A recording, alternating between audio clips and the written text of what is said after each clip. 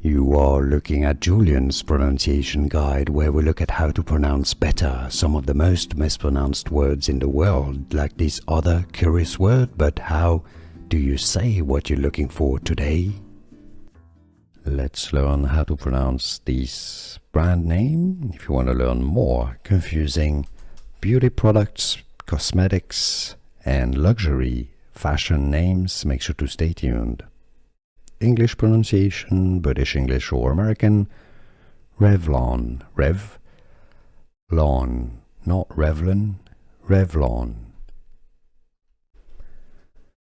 Let's learn how to pronounce this brand name. If you want to learn more confusing beauty products, cosmetics, and luxury fashion names, make sure to stay tuned.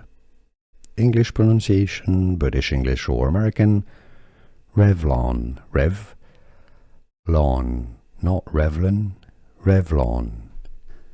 Here are more videos on how to pronounce more confusing words and names too many mispronounced. Like this video if you found it useful. I appreciate your support. I'll see you soon and thanks for watching.